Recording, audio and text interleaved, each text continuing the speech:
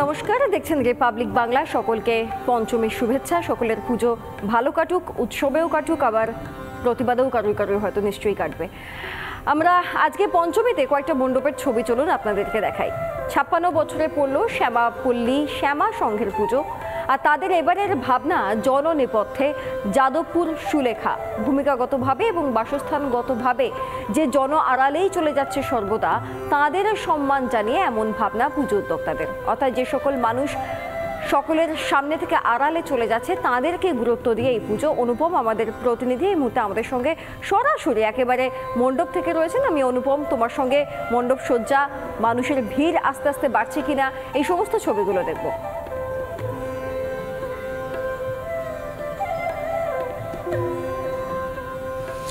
একদমই তাই। দেখো, জনবসতি থেকে ধীরে ধীরে বস্তিতে পরিণত হওয়া এবং এই সমস্ত সাধারণ মানুষ যারা দীর্ঘ সময় ধরে বড় বড় প্রাসাদ গড়ছেন, তাদের বাড়ি নেই। যারা একে অন্যের বাড়িতে কাজ করেন, তাদের বাড়িতে দুবেলা দুমুঠো খাওয়া জুটছে না। এই পুজো মণ্ডপে এবার তাদের কথা। গোটা মণ্ডপটা তোমায় দেখাবো। তুমি দেখতে পাচ্ছ এখানে একটা কংক্রিটের ঢালাইয়ের একটা ঘর তৈরি করা হয়েছে অস্থায়ীভাবে। এই ঘরের এখনও ছাদ হয়নি। অর্থাৎ যারা অন্যের বড় বড় প্রাসাদ গড়ছেন তারাও স্বপ্ন দেখছেন যে তাদের নিজস্ব বাড়ি হবে, কিন্তু যখন তারা বাস্তবের মাটিতে আসছেন তখন তাদের বাস্তবের ছবিটা দেখো। সেই পুরনো দিনের স্টোভ এবং ছোট সিংহাসন, বাক্সবন্দি জামা কাপড়, এই সবটাই তাদের জীবন। এরা কারা, এরা কোথায় রয়েছে, এবার দেখো তাদেরকে আমরা দেখাবো। এখানে প্রত্যেকটা একটা আর্ট দেখতে পাচ্ছ। এরা হচ্ছে সেই সমস্ত সাধারণ মানুষ যারা প্রতিদিন সমাজের বিভিন্ন কাজ করছেন কিন্তু অন্তরালে থাকছেন। এবার এদেরকে কিন্তু তুলে ধরেছে এই পুজো মণ্ডপ। শ্যামাপল্লী শ্যামা সংঘের এবারের এই ভাবনা। এবার তুমি দেখো ধীরে ধীরে যখন মণ্ডপে প্রবেশ করবে তখন এই দুধারেই টিনের ছোট ছোট ঘর। অর্থাৎ তাদের যে বাড়ি নেই, তারা যে এখনও সেই জনবসতি থেকে বস্তিতে রূপান্তরিত হওয়ার শহরের বিভিন্ন প্রান্তে রয়েছে, তাদেরই ছোট ছোট ঘরের এখানে কিন্তু উপস্থাপনা হয়েছে। গোটা মণ্ডপ জুড়ে একটা ক্রিয়েটিভিটি রয়েছে। গোটা মণ্ডপে শিল্পীর নিপুণ দক্ষতা ফুটে উঠেছে, সেটা একেবারে স্পষ্ট। ধীরে ধীরে যখন মণ্ডপে প্রবেশ করবে, তুমি জানো যে শহর কলকাতার একাধিক বস্তি রয়েছে যেখানে এই ধরনের টিনের ঘর রয়েছে। তারা প্রত্যেক দিন এখান থেকে জীবনযাপন করছে। এবার তুমি দেখো মা দুর্গার ছবিটা। এখানে দুর্গাকে যেভাবে তারা সাজিয়েছেন সেটা হচ্ছে যে কোনো জনবসতি বা বস্তি অঞ্চলে একজন করে মানুষ থাকেন যারা ওই অঞ্চলের মানুষকে বিভিন্নভাবে সহযোগিতা করে আসছে। আর সেই সমস্ত ছোট ছোট বিষয়গুলোকেই তুলে ধরা হয়েছে এই মণ্ডপের মাধ্যমে। ধন্যবাদ অনুপম, এত সুন্দর একটি মণ্ডপ দেখানোর জন্য আমাদের দর্শককেও। কলেজ স্কয়ার সর্বজনীন দুর্গোৎসব, এবার তাদের পুজো ৭৭ বছরে পা দিল। এই পুজোর থিম সুইজারল্যান্ডের সংসদ ভবন। এখানকার পুজোয় রয়েছে আলোর খেলা।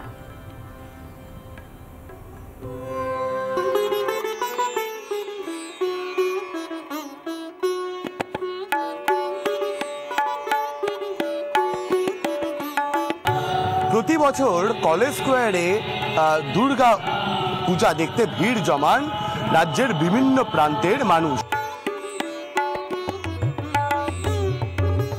কলেজ স্কোয়ারের প্রতি বছর দু তিনটে বিষয়ের আকর্ষণ থাকে, যে আকর্ষণটা কার্যত কনস্ট্যান্ট। একটা হচ্ছে প্রতিমা সজ্জা, দ্বিতীয় হচ্ছে আলোর কাজ, এবং তৃতীয় কোন ধাঁচে মণ্ডপ তৈরি করা হবে। এবারে কলেজ স্কোয়ারে যারা পুজো উদ্যোক্তারা তারা তৈরি করেছেন সুইজারল্যান্ডের যে পার্লামেন্ট, সেই পার্লামেন্টের ধাঁচে মণ্ডপ।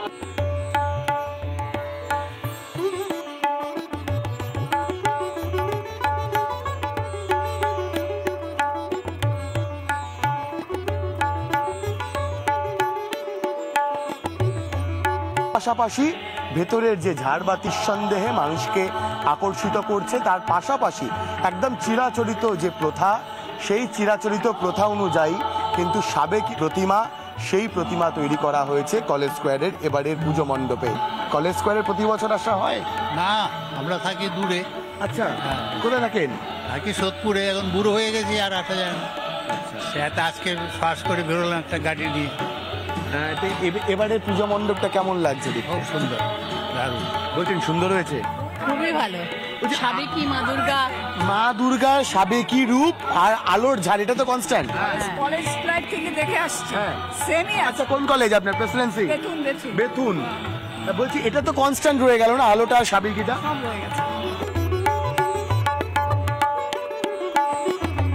এইভাবেই বোধহয় স্মৃতি ফিরে আসে। কলেজ জীবন থেকে দেখে আসছেন এই কলেজ স্কোয়ারের পুজো, যেখানে এই সাবেকি ধাঁচের যে প্রতিমা, সেই প্রতিমা একই সঙ্গে আলো। ভিডিও দীপঙ্কর কাজলালের সঙ্গে ভাস্কর বসু, রিপাবলিক বাংলা, কলকাতা। চলুন সল্টলেকে একে ব্লকে এবার চলে যাই সোজাসুজি কলেজ স্কোয়ার থেকে। সেখানকার এবছরের থিম কি? আমাদের প্রতিনিধি প্রজ্ঞা রয়েছেন, সরাসরি যাব প্রজ্ঞার কাছে। প্রজ্ঞা, এবছর সল্টলেক একে ব্লক কি থিম করেছে?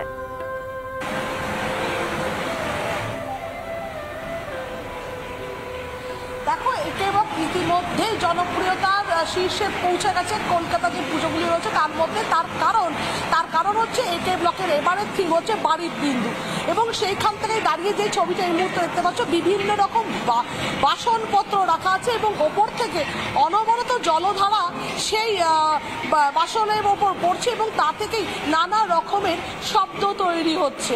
আমাদের পৃথিবীর বেশিরভাগটাই জল দিয়ে ঘেরা এবং অল্পস্থায়ী স্থলভাগ, এবং আমাদের শরীরও 70% জলেই তৈরি, এবং সেই জল যে কতটা গুরুত্বপূর্ণ সেই জলের গুরুত্ব বোঝাতেই কিন্তু এবছরের থিম ভাবনা।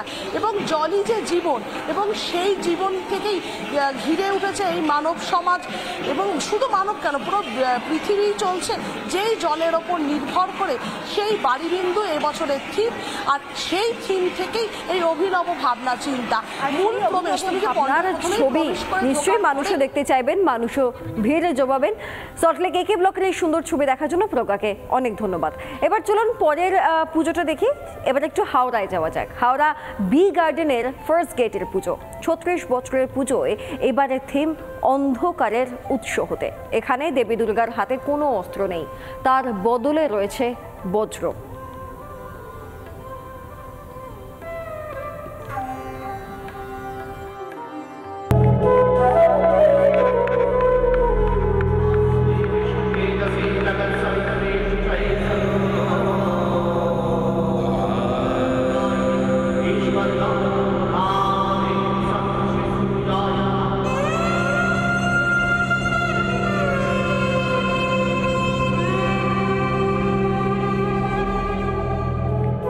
একসময় অন্ধকারাচ্ছন্ন ছিল গোটা দুনিয়া, তারপর এলো বিদ্যুৎ। কিভাবে বিজ্ঞানের উত্তরণ হলো সেটাই তুলে ধরা হয়েছে হাওড়ার বি গার্ডেন ফার্স্ট গেটের পুজোয়।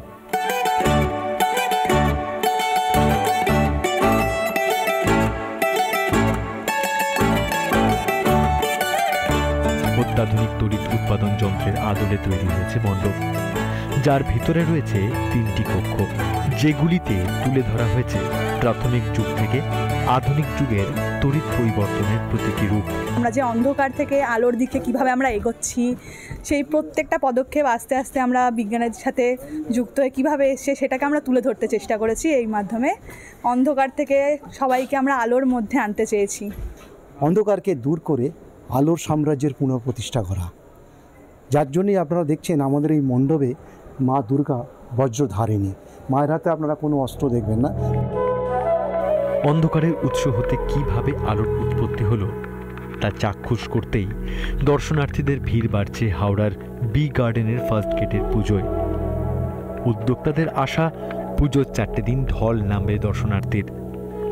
রিপাবলিক বাংলা।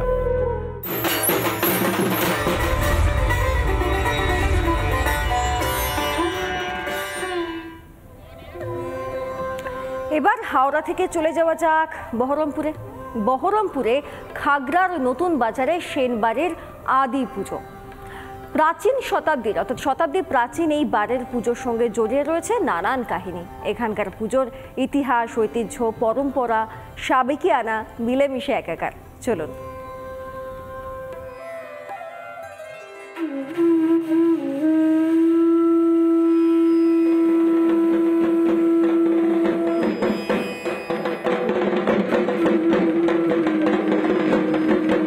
আর মাত্র কয়েকটা মুহূর্তের অপেক্ষা, তারপরেই বাঙালির দুর্গা উৎসব। এরই মাঝে আমরা চলে এসেছি বহরমপুরের খাগড়ার সেনবাড়িতে। সেখানে আমরা যাব কীরকমভাবে সেই পুজোর প্রস্তুতি চলছে, কতটা সাবেকিয়ানা জড়িয়ে রয়েছে সেনবাড়ির এই দুর্গাপুজোয়, সবটাই খোঁজ নেব আমরা।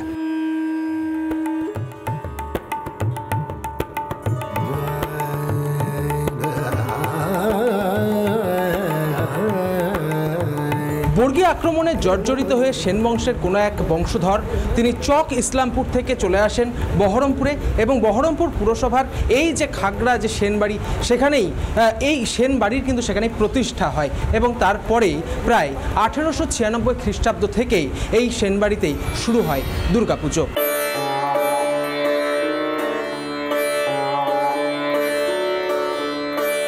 বাবু রাধাকৃষ্ণ সেনের হাত ধরেই সেনবাড়িতে সূচনা হয় দুর্গাপুজোর। পারিবারিক ঐতিহ্য মেনে সোজা রথের দিন কাঠামোয় গঙ্গামাটির প্রলেপ দিয়ে প্রতিমা তৈরি শুরু হয়। তবে ভাদ্র মাসে বন্ধ থাকে এই কাজ।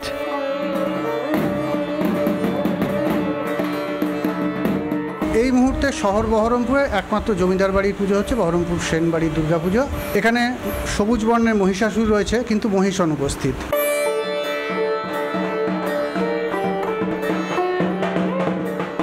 সেনবাড়ির প্রতিমায় রয়েছে আরও বৈশিষ্ট্য। দ্বিতীয় ডান হাতের পরিবর্তে শেষ হাতে মহিষাসুরকে ত্রিশূল দিয়ে বধ করেন মা। এক চালার দেবী কাঠামো, মানে দেবী মূর্তি, টানা চোখের মা, সবুজ অসুর, সিংহ থাকে আপনার হলুদ রঙের।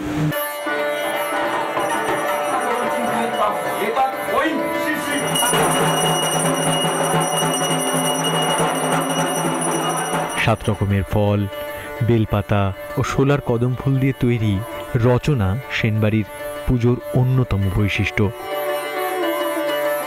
সন্ধি পুজোয় 108টি পদ্ম, 108টি ঘিয়ের প্রদীপ এবং 108টি বেলপাতা দেবীকে নিবেদন করা হয়। এখানে পুজো হয় বৈষ্ণব মতে। নবমীতে বলি দেওয়া হয় আখ এবং চাল কুমড়ো। অব্রাহ্মণ পরিবার, তাই অন্নভোগ দেওয়া হয় না দেবীকে। পুজোর যে রীতিনীতি, সেগুলো নিয়ম কানুন প্রত্যেকটা পুঙ্খানুপুঙ্খভাবে পরিচালনা করার জন্য বা তাকে সুষ্ঠুভাবে পরিচালনা করার জন্য আমাদের সবসময় সজাগ দৃষ্টি থাকে।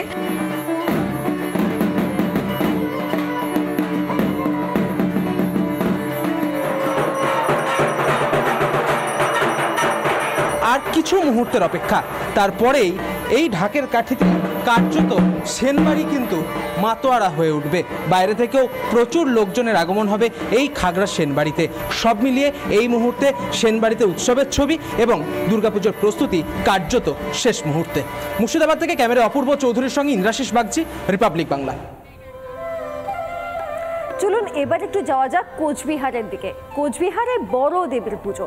এখানকার পুজো কোচবিহারের ঐতিহ্য, স্থানীয় বাসিন্দাদের কাছে একটা আবেগ। মহারাজা বিশ্ব সিংহের হাত ধরে শুরু হয় বড় দেবীর পুজো। আজও প্রাচীন রীতিনীতি মেনে চলে দেবীর আরাধনা।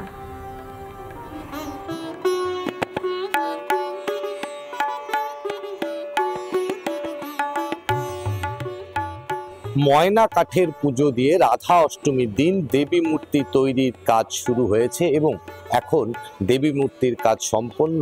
মহালয়ার দিন থেকে শুরু হয়েছে পুজো। কথিত আছে 1510 সালে কোচবিহারের মহারাজা বিশ্ব সিংহ 3 ভাইকে নিয়ে অসমের চিকনা নামক গভীর বনে ময়না কাঠের ডালকে দেবী দুর্গা রূপে কল্পনা করে পুজো করেছিলেন। দেবীর আশীর্বাদে আধিপত্য বিস্তার হয় বিশ্ব সিংহের। আজও ময়না গাছের ডাল রাধাষ্টমীর পুণ্যতিথিতে পুজো করে দেবী প্রতিমার শক্তি গৌজ তৈরি করা হয়। জন্মাষ্টমীর সময় মায়ের গৃহপ্রবেশ হয়। গৃহপ্রবেশের পর মায়ের আবার রাধা অষ্টমীতে ময়না কাঠ সেই মাকে পালকি করে দেবী বাড়িতে নিয়ে আসা হয়, এখানে স্থাপন করা হয়। আবার পরের কৃষ্ণ অষ্টমীতে মায়ের গৃহ পূজা হয়। তারপর প্রতিবদ থেকে মায়ের ঘট বসিয়ে পূজা শুরু হয়। এই দেবীর রূপ কিন্তু একটি আলাদা। এই দেবী রক্তবর্ণ, তার দুপাশে রয়েছে দুটি বাঘ, পাশাপাশি রয়েছে অসুরের রং সবুজ। অষ্টমী রাতে বড় দেবীর আরাধনায় হয় গুপ্ত পুজো। আগে এই সময় নরবলি হতো বলে শোনা যায়। এই পুজোতে নররক্ত এবং মোষ বলি, পাঠা বলি, পায়রা এবং হাঁস, এই সমস্ত বলি প্রথাগুলো যেরকম ভাবে চলে এসছে এখনো সেগুলো চলছে। দেবীর দুই পাশে থাকেন তার দুই সখী জয়া আর বিজয়া। রাজ আমলের অলংকার দিয়ে সাজানো হয় বড় দেবীকে। এরই সঙ্গে রাজ আমলের পুঁথি পাঠ করা হয় পুজোয়। রাজ আমলের এই পুজোর সমস্ত রকম ঐতিহ্য মেনে আজও পূজিত হচ্ছে কোচবিহারের বড় দেবী। সাধারণ মানুষ থেকে শুরু করে দূর দূরান্ত এবং আসাম থেকে প্রচুর মানুষ, প্রচুর পুণ্যার্থী আজও এই মূর্তি দর্শন করতে আসেন। কোচবিহার থেকে কিংশুক দত্ত, রিপাবলিক বাংলা। রাজত্ব নেই, কিন্তু আজও ধুমধাম করে জলপাইগুড়ির বৈকুণ্ঠপুর রাজ পরিবারে হয় উমার আরাধনা। পুজোয় মাকে 5 দিনই দেওয়া হয় আমিষ ভোগ। দেওয়া হয় রাজবাড়ির প্রথা অনুযায়ী নিরঞ্জনের আগে শূন্যে ছোড়া হয় 3 রাউন্ড গুলি।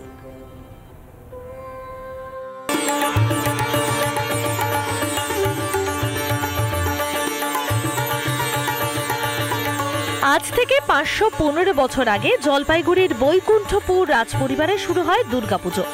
রাজবাড়ির সোনার দুর্গা প্রতিমাটি নিত্য পুজো হলেও প্রতিপদ থেকে কালী মন্দিরে পুজো হয় মৃন্ময়ী দুর্গার।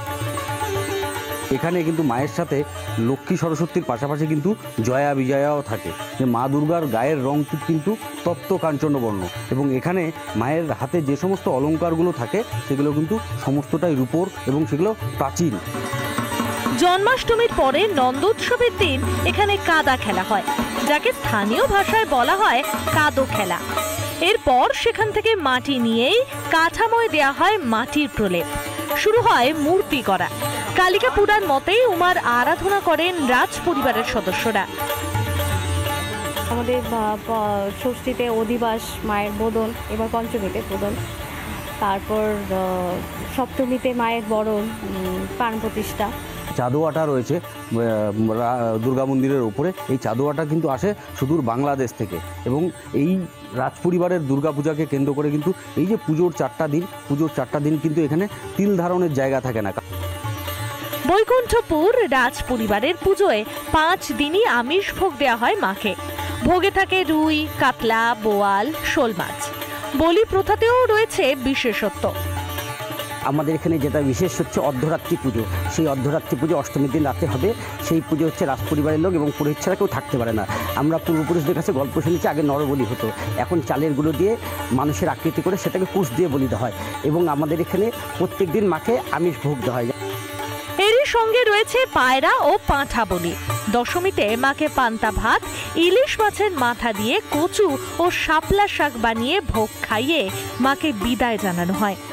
এরপর বিসর্জন দিতে মাকে রথে করে নিয়ে যাওয়া হয় পুকুরে। জলপাইগুড়ি থেকে সুবীর এসের রিপোর্ট, রিপাবলিক বাংলা।